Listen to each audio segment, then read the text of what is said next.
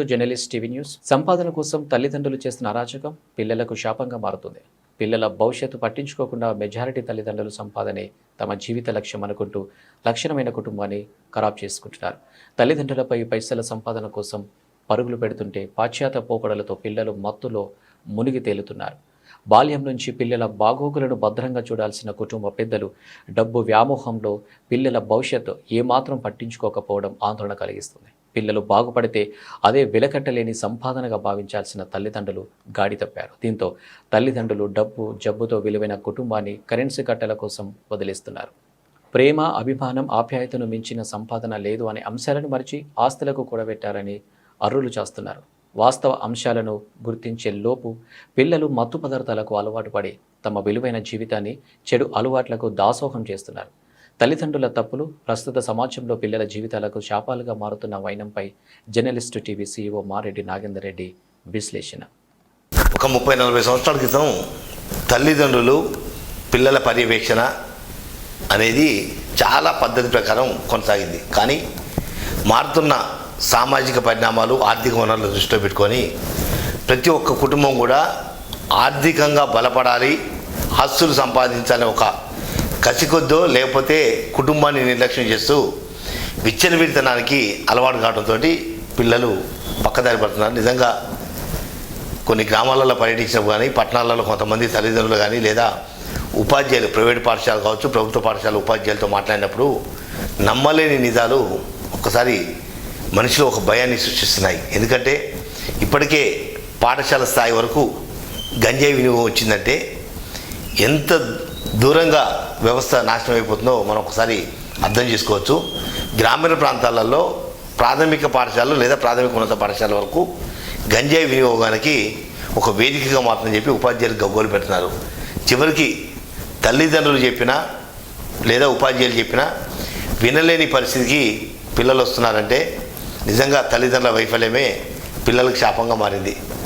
Attachment లేకపోవటం లేదా వాళ్ళతో సత్సంబంధాలు లేదా వాళ్ళని ఎడ్యుకేట్ చేయకపోవటం, కౌన్సిలింగ్ లేకపోవటం, సమయం దొరికినప్పుడల్లా పిల్లలతో గడపడం అనే అంశాన్ని పక్కకు పెట్టేసి సెల్ ఫోన్లు లేదా ఆర్థిక వనరుల వ్యాపకాలలో మునిగిపోవడంతో అటు తల్లిదండ్రులు, అటు తల్లి కావచ్చు, తండ్రి కావచ్చు, ఎప్పటికీ ఎంత సంపాదించాము, ఎన్ని బిల్లులు కట్టాము, ఎన్ని స్థలాలు కొనుక్కున్నాము అనే ఆలోచన తప్ప మీరు సంపాదించే ప్రతి రూపాయి కూడా మీ పిల్లల వినాశమైన తర్వాత దేనికి పనికిరావు. అవన్నీ వదిలేసి పక్కింటోళ్ళు ఇల్లు ఉన్నారు లేదా పక్కింటోళ్ళు బంగారం ఉన్నారు, వాళ్ళు ఇట్లున్నారు, వీళ్ళు ఇట్లున్నారు, మనం అట్లుండాలి అంటూ అత్యాశ పోయి పూర్తిగా కుటుంబాన్ని నాశనం చేసేందుకు మీరే ఒక ప్లాట్ఫామ్గా మారిపోయారని చెప్పవచ్చు. నిజంగా నేను ఈ అంశాన్ని విశ్లేషిస్తున్నప్పుడు నాకు కూడా చాలా బాధ అనిపిస్తుంది. గతానికి ఇప్పటికి ఒకసారి కనుక కంపేర్ చేసుకుంటే భవిష్యత్తులో కనుక ఇదే గంజాయి వినియోగం మరింత పెరిగిపోతే ఏ ఇంట్లో కూడా ఏ కుటుంబం కూడా ప్రశాంతంగా బతకలేదు. అది వాస్తవం. అంటే గంజాయి తాగే పిల్లల కుటుంబాలే కాదు, ఆ చుట్టుపక్కల ఉన్న కుటుంబాలు కూడా దౌర్జన్యాలకు లేదా ఇతరత్ర అంశాలకు దారితీసే అవకాశం. ఎందుకంటే ఒకసారి గంజాయి తాగిన తర్వాత ఆ మత్తు నరాలలోకి వెళ్ళిపోతే మనిషి విచక్షణ కోల్పోయి ఏం చేసినాడో తెలియక ఆ గంజాయి కోసం కన్న తల్లిదండ్రులను హతమార్చిన ఘటనలు చూస్తున్నాం, లేదా స్నేహితులను హతమార్చిన ఘటనలు చూస్తున్నాం.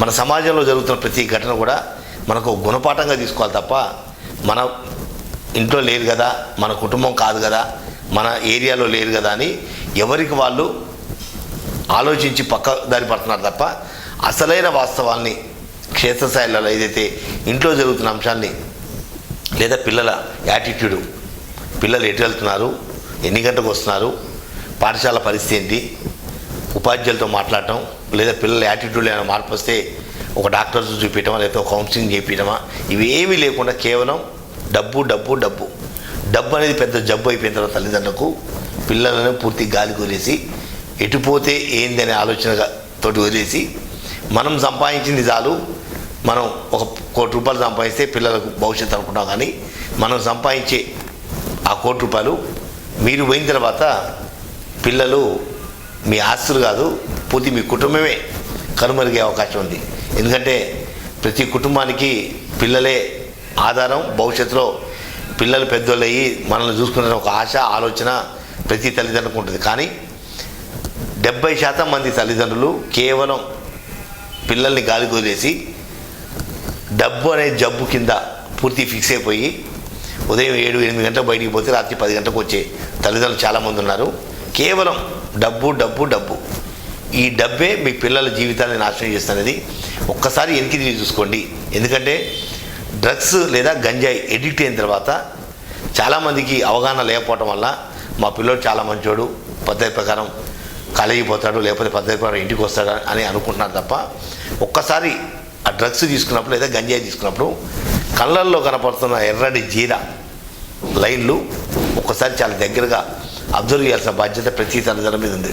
అలా అని చెప్పి మా అబ్బాయి మంచోడు కదా నేను అనుమానిస్తాననే ఆలోచన కాకుండా ఒక్కసారి క్రాస్ చెక్ చేసుకోవడం తప్పులేదు. ప్రతి తల్లిదండ్రులు కూడా పిల్లల వ్యవహార తీరు చాలా దగ్గరగా ఒక వారమా 10 రోజుల 15 రోజులు కనుక పూర్తిగా పరిశీలన చేయగలిగితే లేదా వాళ్ళ కళ్ళల్లో జరుగుతున్న మార్పులు కావచ్చు, వాళ్ళ ముఖౌలికలో జరుగుతున్న మార్పు ఇవన్నీ కూడా పరిశీలిస్తే తప్ప గంజాయి కలవాటు పడ్డ పిల్లల్ని మార్చడం అనేది సాధ్యం కాదు. ఎందుకంటే వాళ్ళు ఒక్కసారి దానికి ఎడిక్ట్ అయిన తర్వాత దాంట్లోంచి బయటికి రావాలంటే వాళ్ళ వయసు సహకరించాలి, లేకపోతే వాళ్ళ శరీరం సహకరించక పిచ్చోళ్ళ లెక్క చేయడం, చేతికి ఏదో పిచ్చోడి చేతిలో రాయనట్టుగా ఏది అవకాశం దొరికితే దానితో మన మీద దాడి చేసేందుకు ప్రయత్నించడం చాలా కుటుంబాలలో జరుగుతున్న కొన్ని పరువు కోసం బయట చెప్పుకోలేకపోతున్నారు తప్ప ఒక్కసారి ఏ స్థాయి తల్లిదండ్రులైనా పిల్లల యాటిట్యూడ్ని ఒకసారి గమనించడంతో పాటు పాఠశాలలకు వెళ్ళి ఉపాధ్యాయులతో మాట్లాడి లేదా స్టడీ విషయంలో కావచ్చు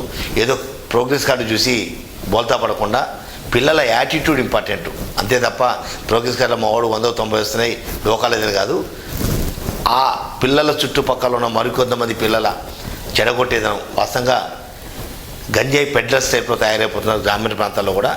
నాకు అలవాటు అయింది కాబట్టి నేను దాంట్లోంచి బతకాలి అంటే నేను ఇంకో 10 మందికి అలవాటు చేయాలి, ఆ 10 మందితో వచ్చే డబ్బులతోటి నేను బతకాలి, గంజాయితో బతకాలి అనే యాటిట్యూడు విచ్చలవిడిగా పెరుగుతున్న నేపథ్యంలో ఒక్కసారి గ్రామీణ ప్రాంతాల్లో ఉన్న పాఠశాల కావచ్చు లేదా పట్టణ ప్రాంతంలో పాఠశాల కావచ్చు, జూనియర్ కాలేజీ కావచ్చు, డిగ్రీ కాలేజీ కావచ్చు, ఇంజనీరింగ్ కాలేజీలు, మెడికల్ కాలేజీలలో చదువుతున్న పిల్లల తల్లిదండ్రులకు మనస్ఫూర్తిగా ఎల్ఐసి తరఫున కోరుతున్నాము. ఒక్కసారి పిల్లల యాటిట్యూడ్ని ఒక 10-15 రోజులు, ఒక నెల రోజులు అబ్జర్వ్ చేయండి. వాళ్ళ ముఖ కవలికలను అబ్జర్వ్ చేయండి. కేవలం ఏదైతే గంజాయి అలవాటు విషయంలో చాలామంది తల్లిదండ్రులు నాతో మాట్లాడినప్పుడు మా పిల్లోడు చాలా మంచోడండి, ఉదయం పోతాడు సాయంత్రం వస్తాడు, వచ్చి రాగానే ఉదయం నుంచి అలసిపోయి అన్నం తిని పడుకుంటాడండి అని. కానీ ఆ మధ్యలో జరుగుతున్న తతంగమే గంజాయి తతంగం కూడా ఒకసారి మనం క్రాస్ చెక్ చేసుకోవాలి. ఎందుకంటే పిల్లలు సాయంత్రం పూట ఒకవేళ సిగరెట్ తాగితే స్మెల్ వస్తుంది కాబట్టి తల్లిదండ్రులు గుర్తుపడతారని చెప్పి కొంత భయంతో సిగరెట్ తాగలేరు, లేదా అదే సమయంలో మందు తాగితే మద్యం సేవిస్తే స్మెల్ వస్తుందని చెప్పి ఈ రెండింటి కాకుండా ఏదైతే గంజాయి నింపిన సిగరెట్ తాగి ఆ మత్తులో అంటే నరంలోకి ఎక్కడానికి ఒక అరగంట గంట టైం పడుతుంది కాబట్టి ఆ గ్యాప్ని యూటిలైజ్ చేసుకుంటే పిల్లలు ఫ్రెండ్స్ తోటి గంజాయి సిగరెట్ తాగి లేదా గంజాయి చాక్లెట్ తిని ఇంటికి వచ్చి 2 ముద్దలు తినేసి పూర్తిగా ఒక ప్రపంచంలోకి వెళ్ళిపోతారు. తల్లిదండ్రుల ఆలోచన ఏంటంటే పొద్దున్నుంచి బాబు కష్టపడ్డాడు, అలసిపోయాడు కాబట్టి నిద్రపోతున్నాడు, డిస్టర్బ్ చేద్దాం అనుకుంటారు. అలా అలా అలా అలా అలవాటైన ఈ గంజాయి మత్తు మనిషిని పూర్తిగా వినాశనానికి తీసుకురావడంతో పాటు తల్లిదండ్రులను కూడా శత్రువు లెక్క చూసే పరిస్థితి చాలామందిని చూస్తున్నాం. చాలామంది దాడి చేశారు. చాలా కుటుంబాలలో కూడా ఇటువంటి డిస్టర్బెన్స్ నడుస్తుంది. కానీ ఒకసారి చెయ్యి దాడిన తర్వాత ఏదైతే బాడీలోకి ఎడిక్ట్ అయిన తర్వాత తిరిగి సాధారణ మనిషిగా చేయాలంటే మరో జన్మెత్తాల తల్లిదండ్రులు. అందువల్ల ముందస్తుగానే ఒక్కసారి ప్రతి పిల్లోడిని అనుమానించాలని చెప్పట్టే, కానీ ప్రతి పిల్లోడి మీద అనుమానం పెట్టుకుంటూ పిల్లోడి యాటిట్యూడ్ ఎలా ఉంది, ఆ పిల్లవాడి వ్యవహార శైలి ఎలా వస్తున్నాడు, ఎట్లా వస్తున్నాడు, ఎన్ని గంటలకు వస్తున్నాడు, వాళ్ళ చుట్టూ ఉన్న ఫ్రెండ్స్ పరిస్థితి, ఇవన్నీ కూడా క్లీన్ అబ్జర్వేషన్ చేయకపోతే మీరు సంపాదించిన ఆస్తులు ఆర్థిక అర్పణలో కరగటానికి లేదా మీ కుటుంబం పూర్తిగా కనుమరుగు కావడానికి బేస్ అయ్యే అవకాశం. కాబట్టి ఒక్కసారి తల్లిదండ్రులు మనస్ఫూర్తిగా నేను చేసిన విశ్లేషణ చాలా జాగ్రత్తగా అబ్జర్వ్ చేయండి. అలా అని చెప్పి ప్రతి పిల్లోడిని అనుమానించాలని కాదు, కానీ అనుమానం అనేది మన మనసులో పెట్టుకొని పిల్లలను కౌన్సిలింగ్ చేస్తూ భవిష్యత్తు ఇలా ఉంటుంది, ఇలా చదువుకుంటే కుటుంబ నేపథ్యం ఇలా ఉంటుంది, ఇలా ఉమ్మడి కుటుంబంలో ఉన్నప్పుడు పరిస్థితి ఇలా ఉంటుంది, గ్రామీణ ప్రాంతాల్లో మేము పల్లెటూరులో ఉన్నప్పుడు ఇలా ఉండే మా చిన్నప్పుడు మా తాత ముత్తాతలు ఇలా కష్టపడ్డారు. ఇవన్నీ కూడా పిల్లల్లో కనుక ఒక ఇండికేట్ చేయకపోతే వాళ్లకు మీరు సంపాదించే ఆస్తులే వాళ్ళు అనుభవించాలనుకుంటారు. దాన్ని విచ్చలవిడిగా అనుభవించుకుంటే ఈ డ్రగ్స్ ఎడిక్టో లేకపోతే గంజా ఎడిక్టో అయ్యి పూర్తిగా కుటుంబాన్ని సమూలంగా నాశనం చేసే అవకాశం ఉంది. కాబట్టి ఒక్క 10 నిమిషాలు మీరు ప్రశాంతంగా ఇంట్లో భార్యాభర్తలు కూర్చొని పిల్లల పరిస్థితి ఎలా ఉంది, ఆడపిల్లలు కావచ్చు మగ పిల్లలు కావచ్చు ఎవరైనా సరే, ఎవరు కూడా అతిథులు గారు, ప్రతి దాన్ని మన నీడను మనం నమ్మలేము అనేది అయితే సామెత ఉందో అదే తరహాలోనే మన పిల్లలను మనం కాపాడుకోవాలంటే మాత్రం మన పిల్లల యాటిట్యూడ్ని పక్కాగా అబ్జర్వ్ చేయాల్సిన బాధ్యత ఉంది. ఇప్పటికీ నాకు తెలిసి కొన్ని వందల వేల మంది పిల్లలు, కోటీశ్వర పిల్లలు అలానే ఉన్నారు, కూలి పని చేసుకునే పిల్లలు అలానే ఉన్నారు, మధ్యతరగతి పిల్లలు కూడా డ్రగ్స్ గంజాయికి అలవాటు నుంచి బయటపడలేక ఇతరత్ర కొన్ని వ్యవహారాలు చేస్తున్నారు. దొంగతనం చేయటమా, లేకపోతే చైన్ స్నాచింగ్ లాంటివి ఇటువంటి, లేదా గంజాయి అక్రమ రవాణాలలో పాల్పంచుకోవడం చాలామంది మనం మీడియాలో చూస్తున్నాం. ఇంజనీరింగ్ చదివిన పిల్లలు లేకపోతే మెడిసిన్ చదువుతున్న పిల్లలు గంజాయి అక్రమ రవాణాలో పోలీసులో పట్టుబడ్డారనేది చాలా కథనాలు చూస్తున్నాం. మన చుట్టూ ఉన్న 100 మందిలో ఒక 10 నుంచి 20 మంది ఇప్పటికీ గంజాయికి అలవాటు పడి ఉన్నారు. అది వాస్తవం. అది కానీ దొరికితేనే దొంగ అనుసంధంగా ఎప్పుడైనా డ్రగ్స్ లేదా గంజాయి సేవించి ఎక్కడ దొరికినప్పుడు పోలీసులకు ఆ రోజు కౌన్సిలింగ్ చెప్తున్నారు తప్ప అప్పటికే చేయి దాడిపోతుంది. మీ పిల్లోడికి గంజాయి అలవాటే కాదు, గంజాయి రవాణాలో కూడా పాలు పంచుకుంటున్నాడని వాస్తవ అంశాలు కూడా ఒకసారి తల్లిదండ్రులుగా మనస్ఫూర్తిగా ఒకసారి దృష్టి పెట్టండి.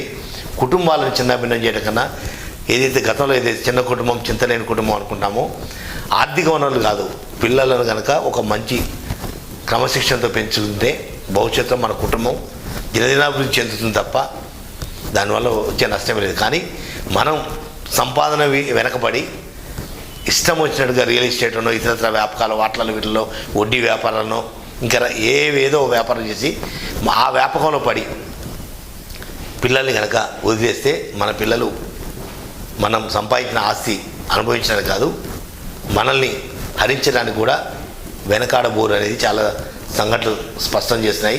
రాష్ట్రంలో దేశంలో జరుగుతున్న ఒక్కసారి అటువంటి ఘటనలు మన ఇంట్లో మన పిల్లలకైనా ఉందా అనే ఒక్కసారి కనుక క్రాస్ చెక్ చేసుకోగలిగితే మనస్ఫూర్తిగా అదేదో టీవీలో వస్తేనో లేదా ఏదైనా పేపర్లో చదివితేనో ఒక 5-10 నిమిషాలు చూసేసి వదిలేయడం కాకుండా ప్రతి కుటుంబం ఒక్కసారి మనకు మనం ఎక్స్రే కళ్ళతో చూసుకొని కుటుంబాన్ని ఒక దారిలో పెట్టాలని చెప్పి జర్నలిస్ట్ టీవీ మనస్ఫూర్తిగా కోరుకుంటుంది.